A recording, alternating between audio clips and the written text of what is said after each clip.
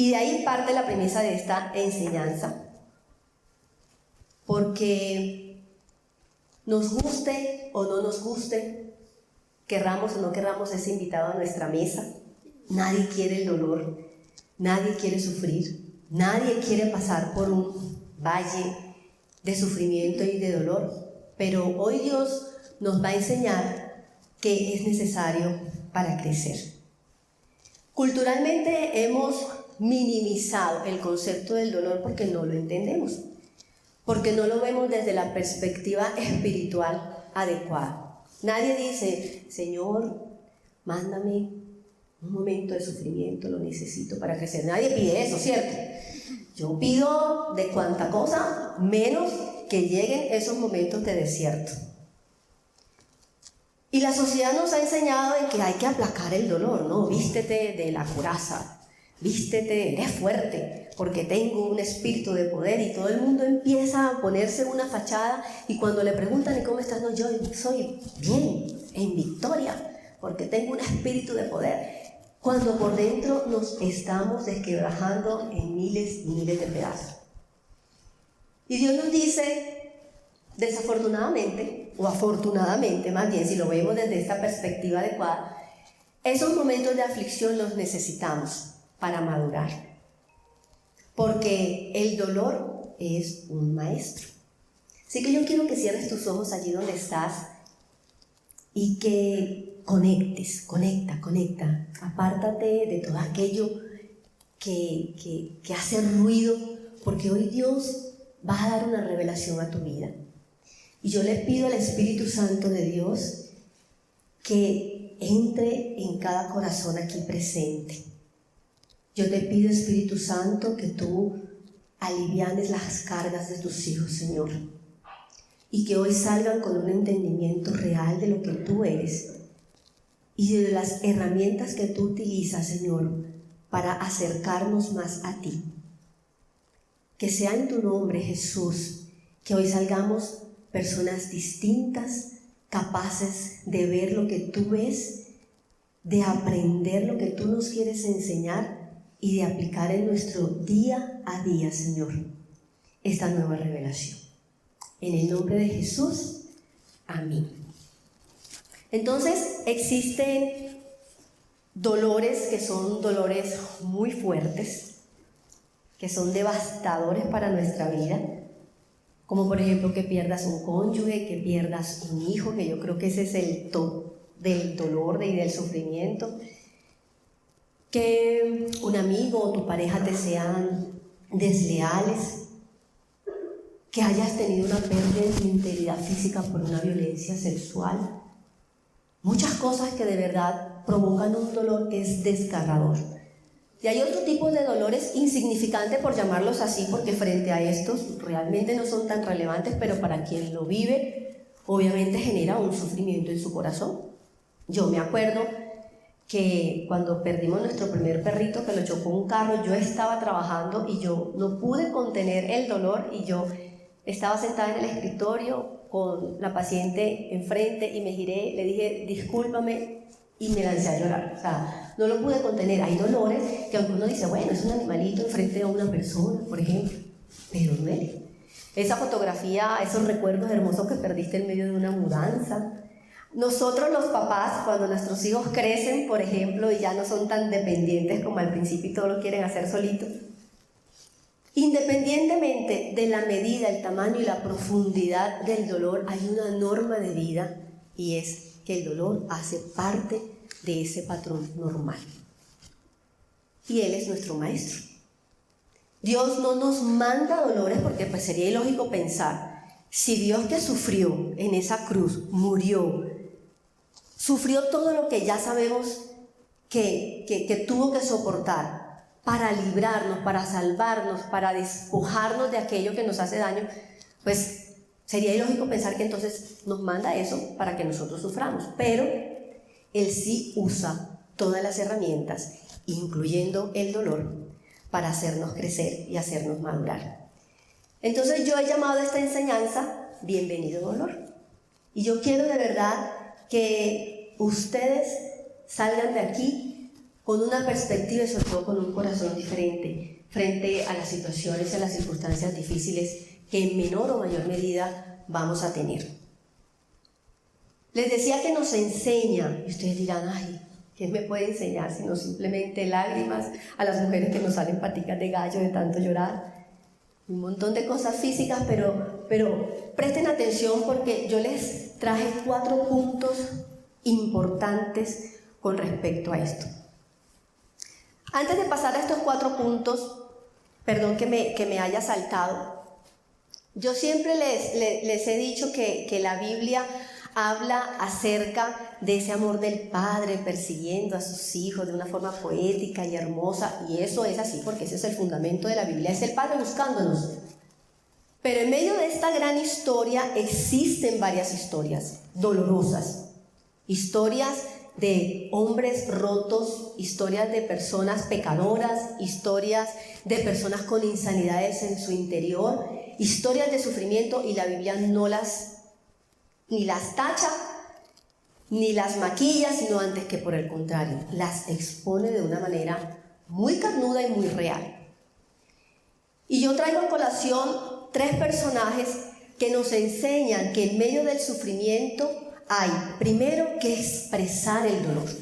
Porque como les decía, nosotros somos unos expertos en colocarnos la máscara y hacer creer a la gente que sí, que estamos bien. Cuando David nos enseña que a través de sus salmos, que eran sus cantos poéticos, él expresaba lo que sangraba su corazón en medio de sus sufrimientos, por sus pecados o porque le tocó vivir ciertas experiencias. Y más allá de eso, también nos enseña que el dolor hay que compartirlo. Cuando murió Saúl y su hijo, él le dijo a todo el pueblo de Israel, hombres y mujeres, vamos a llorar en familia, en comunidad, porque él tenía muy claro que el sufrimiento hacía parte de esa madurez espiritual. Entonces quiero presentarles este versículo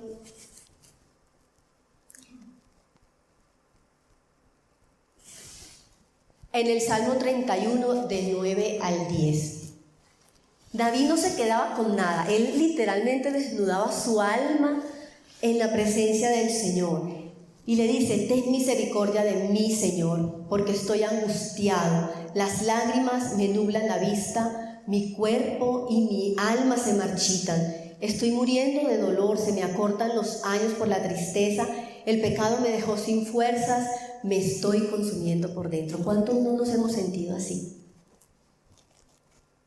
Y qué maravilla que Dios nos da esa oportunidad de estar en su presencia y aún de enviar personas a nuestro alrededor que lloren con nosotros, que nos escuchen, que sean ese hombro, ese apoyo.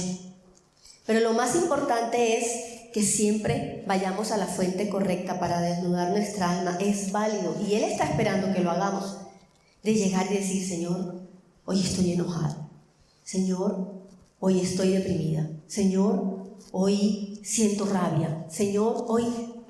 porque es tu papá. ¿Y quién más que tu papá que te creó, que te diseñó, que sabe tus perfecciones, imperfecciones, cualidades, defectos? ¿Quién más que Él para que sean esos oídos perfectos para escuchar el clamor que sale desde tu corazón? Entonces, primera enseñanza de nuestros héroes bíblicos, expresa el dolor. El segundo lo hace a través de Job. Y Job no tenía los pecados que tenía David. Sabemos que Job era un hombre íntegro, era un hombre conectado con el corazón de Dios, él conocía el corazón de Dios, era un hombre próspero en todas las áreas de su vida, materialmente era riquísimo, tenía muchísimas pertenencias, muchísimas riquezas materiales, y hasta el momento en que el sufrimiento toca la puerta, aparentemente todo estaba bien. Queda sin riquezas, queda sin los 10 hijos que tenía y queda con una esposa que lo maldice y le dice, maldice a tu Dios y muérete. Pero miren la respuesta y el clamor del corazón de Job ante semejante situación. Job 6:10. Aún así me quedaría este consuelo, esta alegría en medio de mi implacable dolor. el no haber negado las palabras del Dios Santo. Cuando comenzamos, que eso es lo que vamos a hacer hoy, a cambiar el chip con respecto a esos momentos de desierto y de sufrimiento, y eres tan consciente de lo que es el corazón de Jesús en tu vida, yo no digo que no llores, yo no digo que no te aflijas, porque fue lo que dije al principio, tienes que hacerlo, pero tienes que hacerlo con el entendimiento de lo que representa ese Jesús en tu corazón.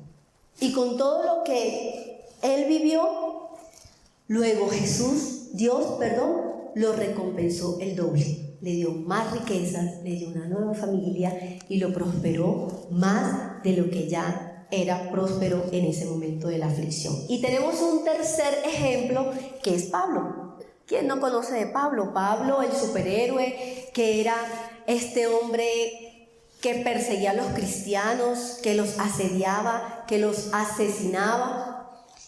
Y él tiene sufrimiento desde el día 1 que conoce de Jesús, se cae del caballo, queda ciego, luego pasa 3 días de ayuno en un lugar desconocido y todo lo que fue su recorrido en su vida espiritual con Jesús.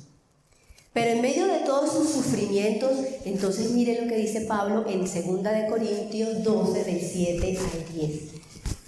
Claro que hablar bien de mí no sería una locura porque estaría diciendo la verdad. Pero no lo voy a hacer porque no quiero que solo por las cosas que hago o digo o por las cosas maravillosas que Dios me ha mostrado, alguien piense que soy más importante de lo que en realidad soy.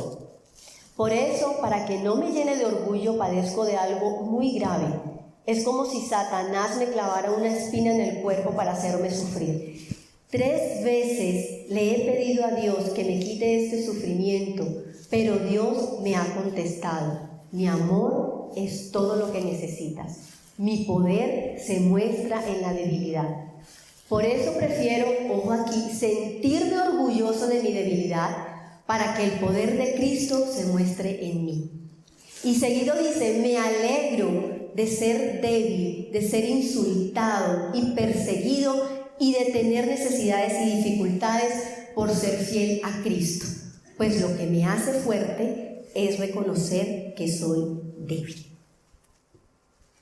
Hay 5 procesos o 5 pasos dentro de esta gran historia del duelo, que es la negación, luego viene el enojo, la negociación, luego te deprimes y finalmente llega el momento de aceptación.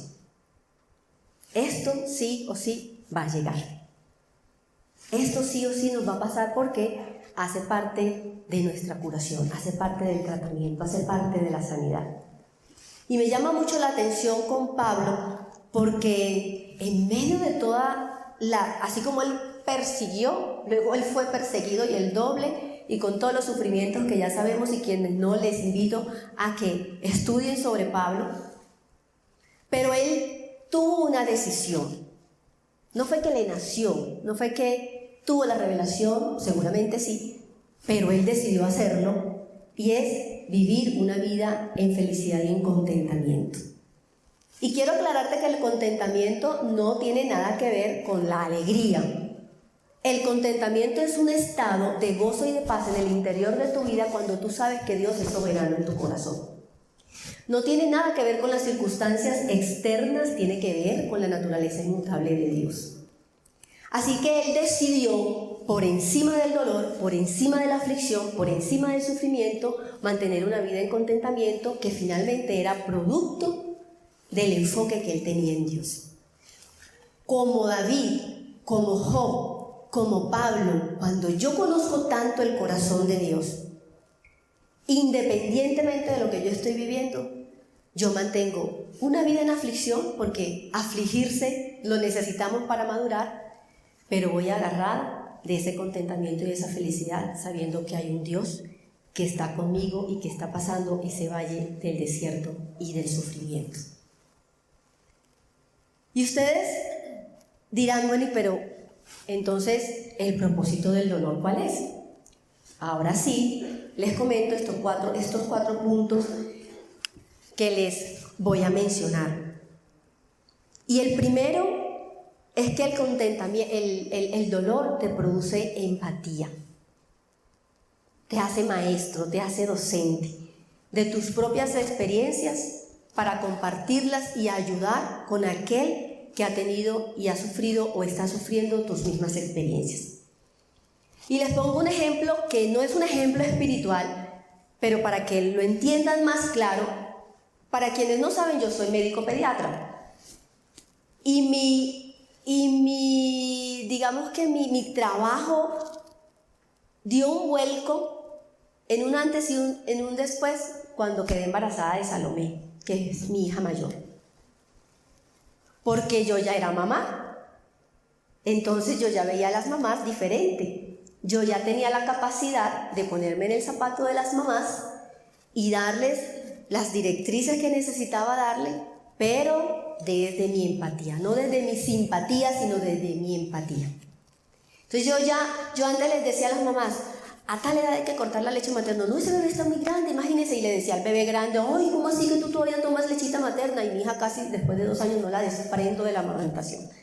Entonces yo ya no les decía, corta, sino, no, el bebé tiene su tiempo, tranquila, no te preocupes, va a llegar el momento en que ella se va a desprender. Tienes que poner a dormir al bebé a los 6 meses. Ya las directrices por la Academia Americana de Pediatría dice que a partir de los 6 meses hay que quitar el colecho, pásenlo en la cunita, solito.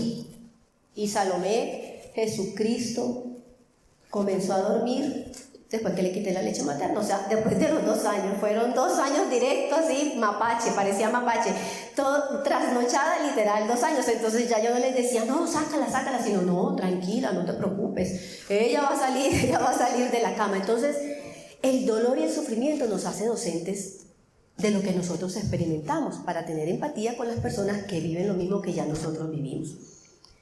El segundo punto o el segundo propósito del dolor es que revela tu carácter. A veces nosotros decimos, lo más ligero es decir, es que formamos el carácter a través del dolor, sí es verdad, pero lo primero que hace antes de formar es revelar quién eres. A veces somos todos muy puestecitos, yo por ejemplo, yo era muy puestecita, ay la doctora, antes de ya eso ya no sucede, yo ya soy una mujer convertida, pero antes yo perseguía a los taxistas, cuando sentía que imagínense, o sea, yo frente a un taxista, perdón con los taxistas, pero pues comenzando porque soy mujer, es hombre, etcétera, los taxistas manejan mejor que yo, pero yo los perseguía de la rabia porque se me metían o me pitaban o algo, y yo perseguía a los taxistas, claro, ahí revelaba lo que había dentro de mi interior, esa ira que yo no conseguía controlar. Entonces el dolor lo que hace es eso, ¿qué es lo que hay dentro de ti? ¿Cuál es la postura que tú tomas frente a situaciones específicas de sufrimiento? ¿Qué es lo que realmente estamos escondiendo acá mientras no tenemos esos momentos de estrés? Y una vez conocemos y Dios nos revela qué hay en nosotros, entonces ya tenemos la capacidad de decidir. Por eso les decía al principio, repitan, decidir, yo decido qué voy a hacer con todas esas emociones descanalizadas y cómo realmente las voy a enrutar en las manos del Señor. Y una vez yo ya sé eso, entonces yo ya sé dónde tengo que sanar. Y ese sería el tercer propósito del dolor. ¿Dónde es que me duele? ¿Dónde es que todavía está esa debilidad? ¿En dónde es que está todavía esa área que creí había sanado, como nos pasó en el encuentro de Reiki, donde muchas personas se acercaron y decían, yo pensé que eso lo había sanado, yo pensé que esa herida ya había cicatrizado, yo pensé que eso ya ni... Y Dios hace un remover en el interior de nosotros a través de una situación específica y ¡pam! Sale a flote aquello que creíamos le habíamos echado tierrita para ocultar. Entonces una vez yo sé e identifico en dónde todavía está mi problema, en dónde todavía está la herida, yo recurro al Señor y ayudado de su Espíritu empiezo este proceso de sanidad. Si yo tengo un dolor abdominal, ¿qué me está diciendo el dolor? Algo no está funcionando bien. Si me duele la panza, algo no está funcionando bien. Entonces voy ¿a dónde? ¿Al carpintero o al médico? Me voy a donde el médico. Y si tengo oportunidad de ir a un gastroenterólogo, pues yo no pido cita con el ortopedista, yo pido cita con el gastroenterólogo. Y así mismo pasa con esas aflicciones del alma. Cuando yo ya entiendo en dónde está, O por lo menos Dios me da un panorama. Yo sabiamente decido qué voy a hacer con él.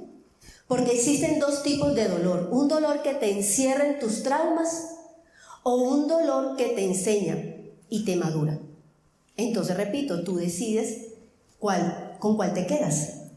Si el dolor que te va a hacer llorar toda la vida y va a amargar tu existencia toda la vida, o si el dolor que realmente va a sanar. Y el cuarto propósito es que Dios llama nuestra atención a través del dolor. Amigos, ustedes pueden ignorar esta enseñanza, las enseñanzas anteriores, la forma como Dios te habla a través de la escritura, a través de un amigo que se te acerca y te da una palabra puntual, qué sé yo cómo te habla Dios a través de un sueño, de una visión, no sé, pero lo que sí no nos deja ignorar es precisamente el dolor y el sufrimiento. Y Dios dice, hay que pasar, eventualmente hay que pasar por ese valle del dolor y del sufrimiento. Yo sé que todos tenemos situaciones particulares. Tal vez hay alguno en sala que diga, bueno, yo no estoy pasando por ninguna aflicción, pero creo que no, es así. Cada uno en mayor o menor medida estamos pasando por un desierto, por un momento duro. Pero el concepto central de Cristo con respecto al dolor es que son las herramientas especiales para la resurrección y la transformación. Y que colocadas en las manos correctas, vamos a obtener el resultado correcto. ¿Por qué sufro? Porque Dios nos quiere llevar a un nivel diferente. Entonces tenemos el ejemplo de la poda y el castigo. Bueno, pero si yo le quito ramitas a mi plantita, yo qué sé si la estoy podando o la estoy castigando. Entonces les digo, la diferencia está en la intención. Porque teniendo en cuenta que tenemos esos dos tipos de dolores, y cuando yo ya conozco que como hijo de Dios, Dios me poda para sanar y no para matar, entonces yo decido si esa semilla que se entierra es porque va a dar un fruto y una cosecha o porque yo me estoy enterrando viva en medio del dolor. Yo decido. Yo decido en las manos de quién pongo mi sufrimiento y decido en manos de quién voy caminando en ese proceso de dolor. María vio a 3 hombres clavados en una cruz ahí en el Gólgota. 3 hombres que sangraban, clamaban, que se estaban muriendo, que estaban pasando un dolor que ni tú ni yo no los podemos siquiera imaginar. Pero en medio de esos 2 hombres había uno que Dios estaba podando y 2 que Dios estaba castigando. Yo les pongo un ejemplo de 2 mujeres. 2 mujeres embarazadas a punto de dar a luz. Una de ellas sabe que su bebé dentro de su pancita está muerto. La otra sabe que el bebé viene bien. A las 2 hay que inducirle el parto, que es que le colocan un medicamento porque el útero no tiene una actividad suficiente para expulsar el bebé. ¿Cómo creen ustedes que es la perspectiva del dolor de ellas 2? Obviamente, la que tiene el bebito muerto tiene un dolor doble. Un dolor físico, porque parir duele. Pero aparte un dolor emocional, que es el doble de ese dolor físico, porque sabe que el producto no está. Pero la que viene con el bebé bien, ella está disfrutando de ese dolor, porque sabe que va a verle la cara a un bebé del que viene esperando 9 meses. Ese es el dolor en las manos del Señor. Y sabes, diferente a lo que de pronto tú puedas pensar o aún tú puedas sentir, estoy pasando por un momento difícil, Dios no me habla, yo no escucho la voz de Dios, Dios me dejó solo o sola, siento que estoy pasando este valle y este desierto solo. Déjame decirte que Dios siempre está ahí. Y tú decides si acortas o si prolongas ese caminar en ese valle del desierto. Si decides pasarlo solo y tener tú el control de eso, o si tú decides pasarlo de la mano de Dios y dejarle el control a Él. Quiero que leamos a Jonás. Si me lo puedes colocar, Katy. Porque Jonás es un claro ejemplo de que el dolor llama la atención de todos nosotros, aunque querramos hacernos oídos sordos a la voz de Dios. Desde allí Jonás oró a Dios, estaba en la boca del pez. Cuando estaba sufriendo, tú, mi Dios, me ayudaste. Cuando estaba casi muerto, pedí ayuda y me la diste. Me arrojaste a lo más hondo del mar. Solo agua veía yo por todos lados, grandes olas cruzaban sobre mí. Llegué a pensar que ya no me querías, que no volvería a entrar en tu templo. Me había hundido por completo. El mar me cubría todo y las algas se enredaban en mi cabeza. Creí que ya nunca saldría del fondo del mar, pero tú, Dios mío, me salvaste la vida. Cuando ya estaba sin fuerzas, me acordé de ti y oré. Mi oración llegó hasta tu santuario. Dios no nos ama menos que Jonás. Dios nos ama por igual. Y Él siempre está allí. Hace unos años atrás, hicieron una entrevista a una escritora mexicana que hablaba acerca del dolor. Y le preguntaron sobre el dolor, qué se sentía, una pérdida, un duelo.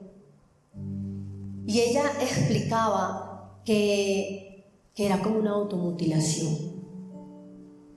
Porque cuando se va esa persona, no solamente se va la persona, sino que se van los sueños que tienes con esas personas. Y en medio de la enseñanza mencionaban esta historia de la lepra, que todavía existe, pero ya no en tanta medida como anterior, y que sabemos que era una enfermedad inmunda.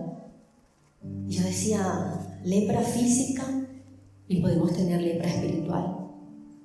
Porque el mecanismo de esta enfermedad es que se pierde la funcionalidad de las terminaciones nerviosas, y los pacientes que la sufren quedan con anestesia completa de los lugares en donde está afectado, no sienten nada. Y una de las cosas que soportaban los judíos cuando tenían lepra era que las ratas mutilaban esas extremidades porque ellos no sentían. Yo oro a Dios porque no tengamos lepra espiritual, porque ese dolor, ese sufrimiento, ese valle del desierto no nos carcoma tanto el corazón y no nos coloque un corazón de piedra que no seamos capaces de sentir, no seamos capaces de impartir, no seamos capaces de enseñar, no seamos capaces de tener sensibilidad frente a los demás, y lo más grave, que no seamos capaces de escuchar la voz de Dios. Cuando les decía hay que congregarse, muchos saben que estoy pasando por un valle de desierto. Mi papá, hace 21 días, mi familia y yo lo enterramos. Mi tesoro, el hombre de mi vida. Pero el domingo pasado que regresé, yo decía, qué bueno es estar en casa. Y no porque lo hubiera pasado mal con mi familia, yo tenía mi corazón dividido, yo quería estar allá, pero también quería estar acá. Pero eso que nos enseña David, expresa el dolor y compártelo.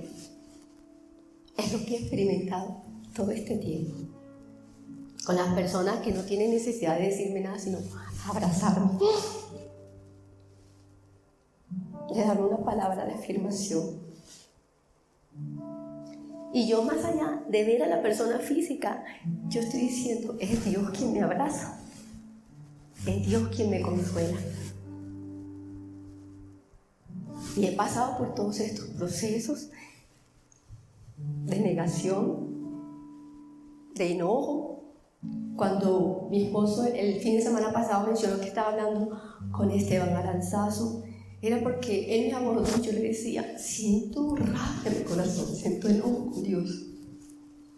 Se vale sentir enojo. Fueron 2-3 días que no me sentía yo, que no me hallaba. Yo decía, ¿qué es lo que es? Y no quería aceptar que estaba enojada con Dios. Y yo lo único que he sentido de principio a fin, en medio de todo lo que vivimos en el proceso con mi papá, ha sido la presencia de Él.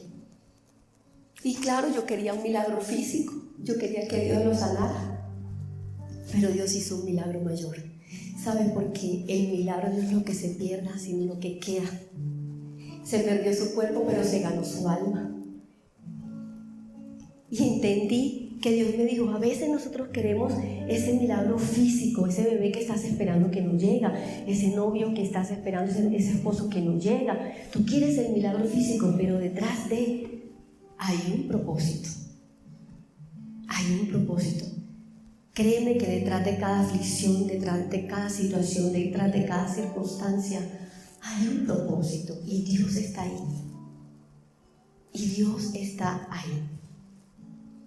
Y todos los días estoy haciendo ese ejercicio en mi tiempo de intimidad con Él, hacer verbal mi devocional, mi escrito de emociones. Dios, hoy me siento así, me siento así, me siento así, me siento así.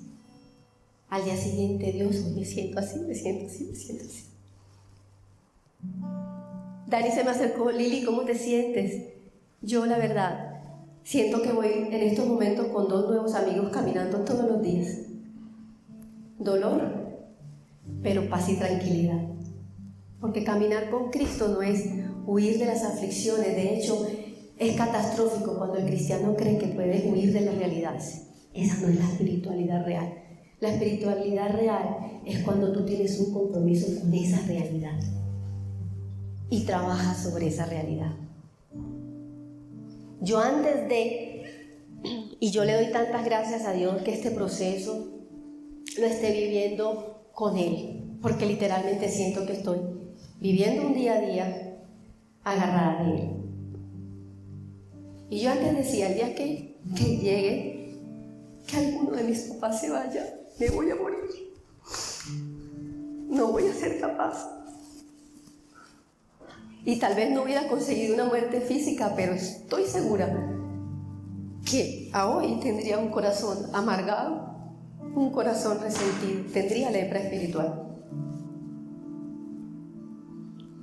Así que entiende que cuando Dios poda, Dios lo hace antes de la cosecha y duele, y lo sigue haciendo después de una nueva cosecha y sigue doliendo, pero hay algo que vas a recoger, hay un fruto que vas a alcanzar, hay algo nuevo que Dios va a depositar y hay un nuevo nivel al que Dios te va a llevar. Así que gózate en el Señor, celebra al Señor, que tu venida a la iglesia, que tu tiempo de intimidad, que el discipulado que ya comenzaste, que el servicio en el que ya iniciaste no sea abandonado por tu estado emocional, porque nuestra imperfección no puede pisotear la perfección de Dios.